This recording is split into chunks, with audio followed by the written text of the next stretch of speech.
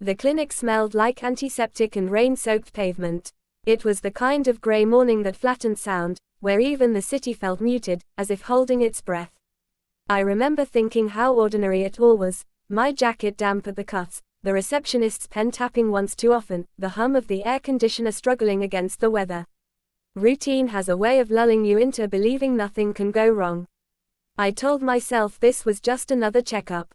I had chosen the earliest appointment, hoping to get in and out before work, before my nerves could spiral into something ugly. The waiting room was nearly empty. A television murmured a morning show I wasn't watching. I stared instead at the framed photos on the wall, smiling families, stock landscapes, promises of health that felt almost mocking. When they called my name, it startled me. Doctor. Ian stepped into the doorway with a file tucked under his arm, eyes scanning the room until they landed on me. There was a brief pause. A flicker of recognition, maybe. Or maybe I imagined it. He smiled professionally, the practiced curve of someone trained to put people at ease. Come on back. His voice was calm, steady. Too steady. The examination room was colder than the hallway. I sat on the paper-covered table, listening to it crinkle beneath me, my foot bouncing despite my effort to stay still. I'd met him once before, months ago, when this clinic had reassigned my physician without warning. I remembered thinking he was younger than I expected. Thoughtful eyes, hands that moved carefully, as if aware of their weight. I also remembered the way he'd avoided holding my gaze for too long. So, he said, flipping open the file. Anything new since your last visit? I shrugged. Same old. It wasn't entirely true. There were things I hadn't mentioned. Sleepless nights. A tightness in my chest that came and went. Thoughts I pushed down because they felt inconvenient, inappropriate, dangerous. As he checked my vitals, the room filled with small, intimate sounds, the soft hiss of the blood pressure cuff, the click of a pen, my own breathing, suddenly too loud. I caught my reflection in the metal cabinet door. Pale, tired, expectant, in a way I didn't want to examine. At one point, there was a noise in the hallway. A sharp clatter, followed by raised voices. Doctor. Ian paused, listening. The silence that followed felt heavier than the sound itself. Strange, he murmured, more to himself than to me. I watched his expression change as he studied something in my file. His brow furrowed. He read it again, slower this time. When he looked up, the professional mask had slipped, just slightly. Did you ever mention this? He asked. My stomach dropped. No, I said, though I wasn't sure what I was denying yet. He hesitated, eyes lingering on mine longer than was necessary. Longer than was safe. The air between us felt charged, like the moment before a storm breaks. And in that suspended second, I realized this appointment wasn't routine at all. It was the beginning of something neither of us was prepared for. The question was, what exactly had he found?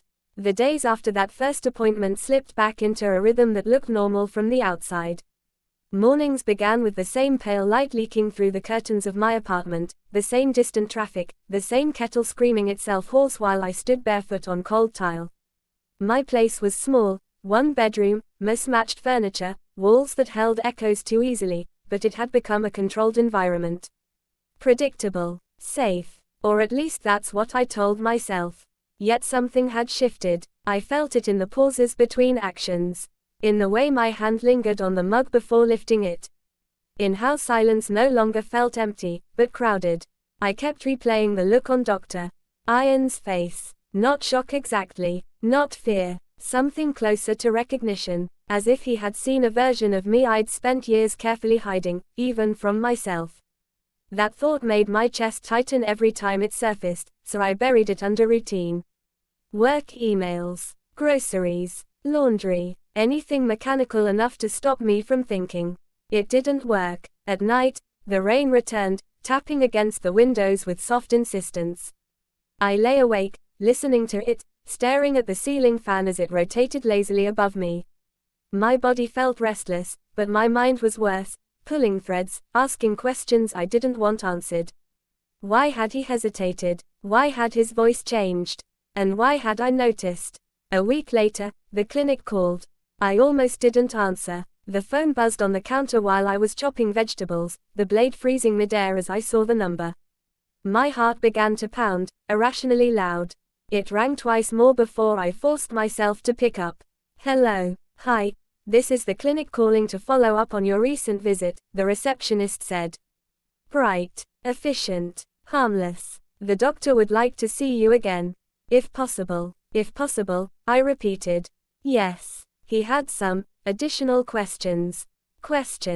I agreed before I could stop myself. The second visit felt different from the moment I stepped inside. The air seemed heavier, the fluorescent lights harsher.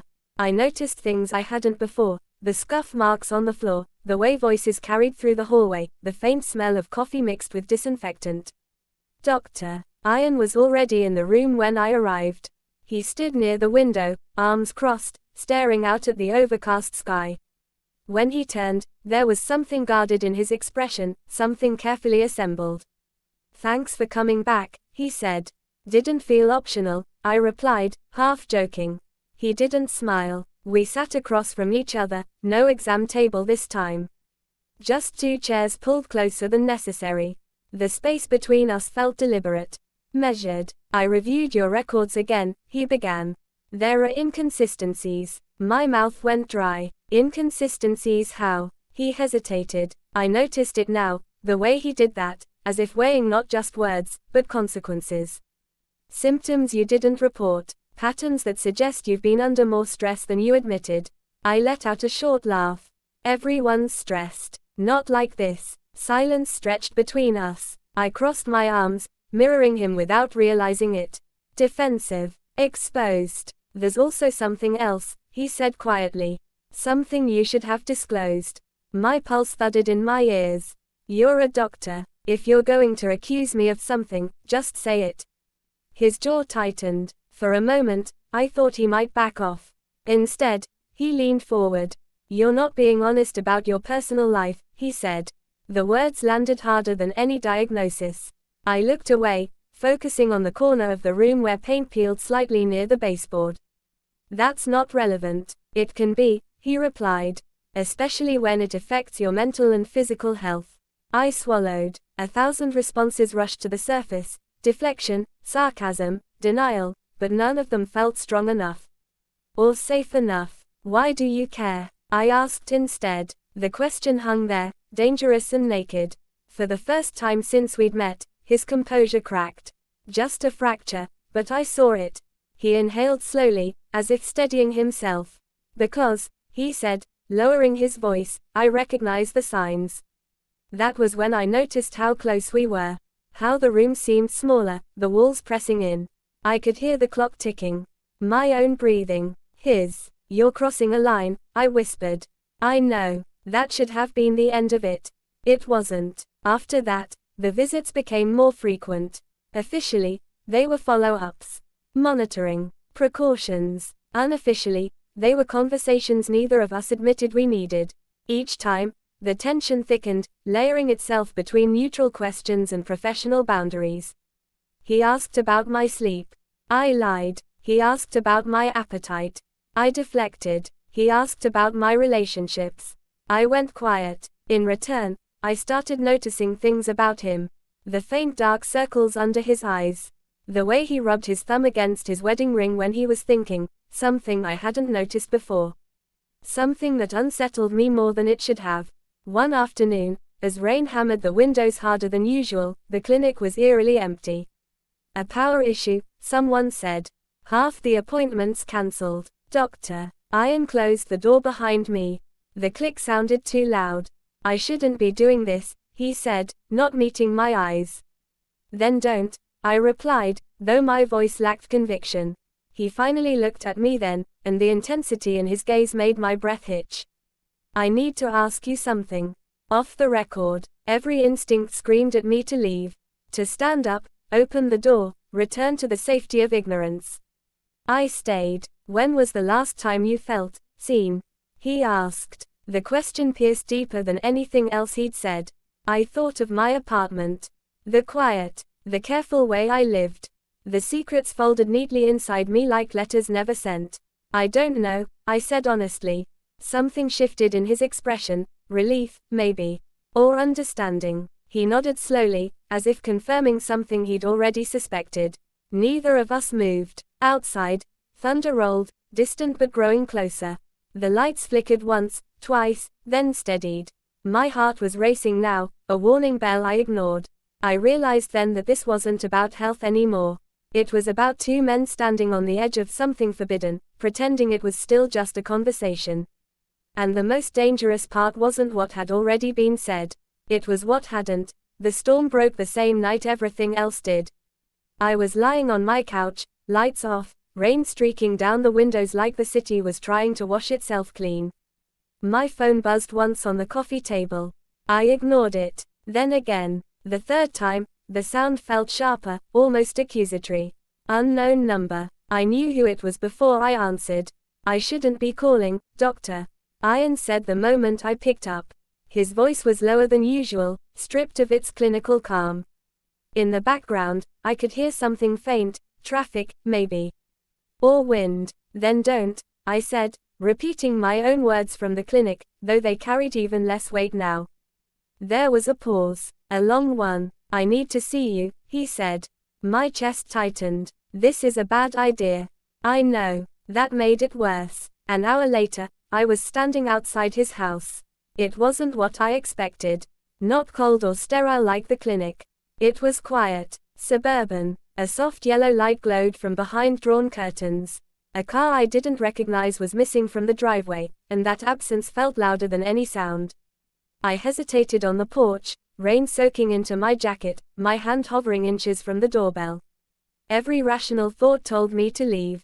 To turn around and go back to my controlled, lonely apartment where nothing crossed lines and no one looked at me like they saw too much. The door opened before I touched the bell. He stood there in a simple sweater, sleeves pushed up, hair damp as if he'd just run his hands through it too many times. His face fell when he saw me, not with regret, but with something dangerously close to relief. You came, he said. I shouldn't have, I replied. I know. Again. Inside, the house smelled faintly of coffee and something woody, unfamiliar. The living room was neat but lived in. Books stacked unevenly, a blanket folded over the arm of the couch. Evidence of a life I was not supposed to be part of. We stood there, rain dripping onto the hardwood floor, neither of us moving to close the door. She's not here, he said quietly, as if reading my thoughts. I didn't ask who she was. I stepped inside. The door clicked shut behind me, and the sound echoed too loudly in the space between us. It felt final, like crossing a threshold that couldn't be uncrossed. This can't happen, I said, though my voice wavered. I know, he said again, and for the first time, frustration edged his tone. But it already is. We moved into the living room, keeping distance like it was a rule we could still obey. Rain drummed against the windows, harder now. The storm had arrived in full. He rubbed his thumb against his ring. Over and over. I see you every week, he said. I tell myself it's professional. That I'm just doing my job. And then you leave, and I can't stop thinking about what you didn't say. My throat went dry. You don't get to do this. You don't get to pull things out of me and then pretend it's concern. I'm not pretending, he snapped, then immediately softened. That's the problem. Silence pressed in, thick and suffocating. I've spent my whole life choosing the right thing, he continued. Every step measured, every desire filed away and labeled unnecessary. And then you walk into my office, and suddenly everything I've buried starts clawing its way back. My heart pounded so hard it hurt. You're married, I said. He flinched. Yes. And I'm your patient. Yes. The words hung there, undeniable and damning. Then stop, I whispered. He took a step closer. I tried. Another step. I could feel his presence now, the heat of him, the tension radiating off his body like static. I tried to keep distance. To stay inside the rules. But every time you look at me like you're waiting for permission to exist, something in me breaks. My breath caught. That look, waiting for permission, hit too close to the truth. I don't want to be this, I said. The secret. The mistake. You're not, he said immediately. You're the first honest thing I've felt in years. I laughed, sharp and humorless. That's not romantic. That's terrifying. He stopped inches away from me, close enough that I could see the conflict in his eyes, the way desire warred with guilt, neither willing to surrender. "This ends tonight," he said hoarsely. "One way or another." My pulse spiked. How? He reached out, then froze, his hand suspended in the air between us. The hesitation was unbearable, more intimate than any touch. "If you tell me to stop," he said, "I will. I'll open that door, and you'll walk out, and we'll pretend this never crossed a line. And if I don't," his jaw tightened, "then I won't be able to pretend anymore." Thunder cracked overhead, close enough to make the windows shake. The lights flickered. For a split second, the room plunged into darkness, and in that brief absence of sight, everything felt possible.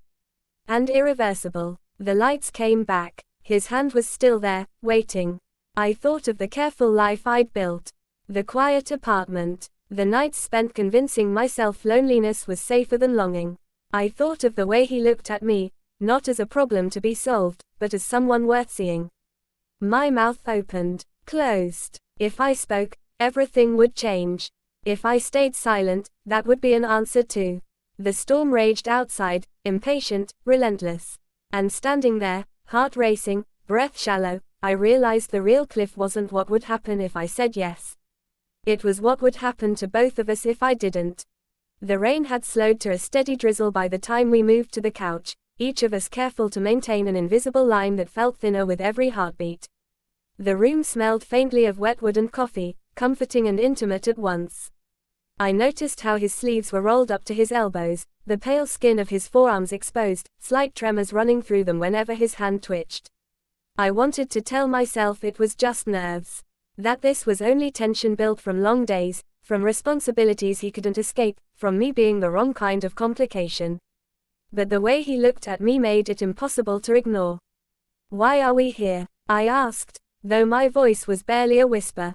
He didn't answer immediately. His fingers traced idle patterns on the couch fabric, the motion slow, deliberate. The hum of the radiator filled the silence, punctuated by the occasional drip of water from the roof gutter. "I don't know," he said finally, voice low, almost regretful. "I can't explain why I brought you here. But I couldn't let you leave tonight without something changing." Something changed. I felt it in the air, thick, electric, carrying a weight I wasn't ready to bear. My own pulse thudded, echoing in my ears. I could feel the heat of his presence, the faint scent of cologne mixed with rain-soaked clothes. "I shouldn't," I began, but he shook his head, gently this time, almost pleading. "Don't," he said. "Not yet. Just stay." We sat there, inches apart, our hands hovering near each other without touching. Every small sound, the hum of the fridge from the kitchen, the distant siren outside, the rhythmic tapping of rain against the windows, felt amplified. My chest tightened with anticipation and fear. "I keep thinking about what we're doing," he murmured. "And then I think, maybe this is what I should have been doing all along." His words struck me harder than I expected. I wanted to argue, to say it was impossible, forbidden, taboo, but I couldn't. Instead, I swallowed hard, eyes locked on his, tracing every flicker of hesitation, every fleeting emotion passing across his face. I noticed the faint quiver of his lips. The way his pupils dilated, reflecting the dim light of the living room. His breathing had slowed, shallow and deliberate, as if trying to control the storm building inside both of us. "You're married," I whispered, the words shaking in the quiet. "Yes," he admitted, and there was no deflection, no attempt to soften the truth. Just stark honesty. "And yet here we are." I swallowed again, the tension twisting tighter in my stomach. There was a pull between us I couldn't name. Something dangerous, irresistible, and wrong. My hand itched to reach for his, but I hesitated, knowing the instant I bridged that gap, everything would shift irreversibly. He leaned just slightly toward me, enough that I could feel the warmth radiating off him. His gaze never left mine, searching, questioning, vulnerable. The hesitation in his movements mirrored my own internal struggle. Every second stretched endlessly, the room contracting until the world seemed to exist only in this small, charged space. "Do you want me to stop?" he asked, voice low, cautious. My throat tightened. I couldn't answer. I wanted him. I didn't. I wanted to maintain control. I didn't. I wanted to run. I didn't. He moved his hand closer, fingers barely brushing the edge of mine, testing, seeking permission in a way that was both innocent and devastatingly intimate. The brush of skin against skin sent a jolt through me, sharp and unexpected. My breath caught. His eyes widened slightly, revealing a flicker of the same shock I felt. I started, then faltered. He stopped. The moment hung in suspended reality, elongated, every detail painfully clear. The faint tremor in his hand, the irregular rise and fall of my own chest, the distant rumble of thunder. I can't, he murmured, almost to himself. Neither of us moved. Neither of us spoke. We existed in that liminal space where desire and restraint collided, where what was possible and what was acceptable twisted together into a knot neither of us could untangle. Time slowed. Every heartbeat thundered in my ears. I could feel the electric tension radiating off him, a force that made every rational thought fade into irrelevance. The moment hovered on the edge of action, dangling in the shadows between what might happen and what couldn't. One small motion, one choice, and the boundary would shatter, leaving us somewhere neither of us had permission to go. But it didn't. Instead, he pulled back just slightly, maintaining that fragile, trembling distance. My hand remained inches from his. The room, once intimate, felt suddenly impossibly vast, filled with all the questions we couldn't answer. I think, maybe we shouldn't, he whispered. His voice was low, almost broken. Maybe, I said, my own voice shaking, though neither of us moved to close the gap. And yet, the air between us still buzzed with what had almost happened. With what we were both thinking. With what neither of us could admit. Outside, the storm continued to rage, the rain pattering against the windows, relentless, impatient. Inside, we sat frozen in a charged silence, suspended in the fragile balance between desire and restraint, knowing that the next moment could change everything. Neither of us knew who would make the next move. Neither of us knew if the line we'd been hovering over would ever hold again. And for the first time, I realized the tension wasn't about what had just passed. It was about what was coming next. And neither of us had the courage to predict it. The morning after, the apartment felt smaller. Shadows clung to the corners, exaggerated by the pale sunlight creeping through blinds I hadn't bothered to open fully. The storm had passed, leaving streets slick and reflective, but inside, the residue of the previous night lingered like a scent neither of us could scrub away.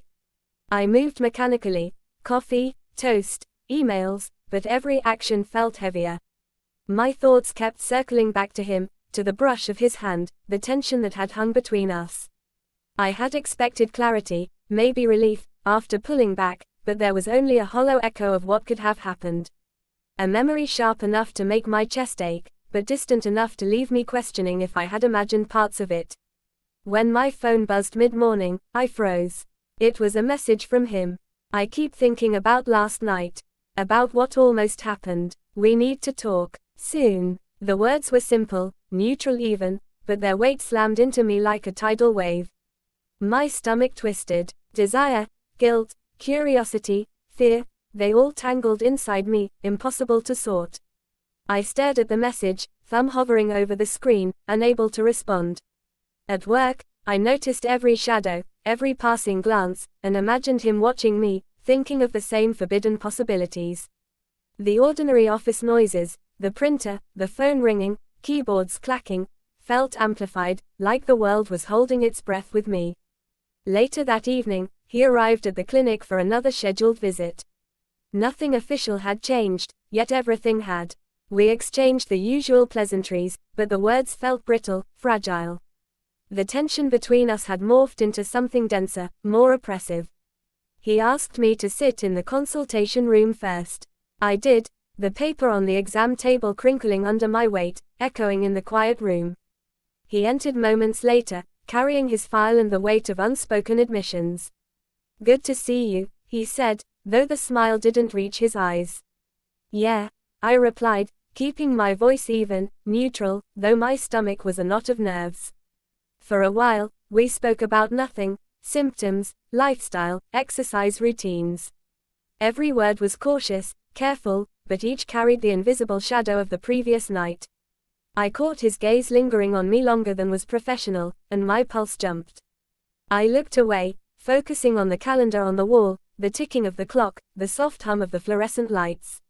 I can't stop thinking about last night, he said finally, voice barely above a whisper. Neither of us had moved. Neither of us had touched. But the words hung like smoke, impossible to ignore. I know, I admitted, my own voice trembling slightly, betraying the careful calm I tried to maintain. We both fell silent again, and the clock seemed to tick louder with each passing second. The atmosphere was heavy with things we couldn't name, things we shouldn't acknowledge. The line between professional boundaries and personal desire had blurred, leaving both of us unsure where we truly stood. I left the clinic that evening carrying a weight I hadn't anticipated, a mixture of longing and dread, curiosity and fear. His absence behind me was a presence all its own, a constant reminder that the almost between us was not yet gone. Walking home, the streets glimmered under the city lights, reflecting my own inner turmoil. I realized that nothing had returned to normal. That nothing would ever be the same.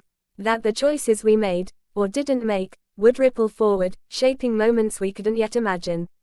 And somewhere, deep inside, I wondered, was he thinking of me now, or had he already retreated behind walls I couldn't penetrate? The unanswered question hung between us, thick and suffocating, and I knew the next time we met, the delicate balance we had preserved would shatter, or finally, inevitably, snap. The storm hadn't ended, not outside, not inside, and neither of us knew which way it would strike next.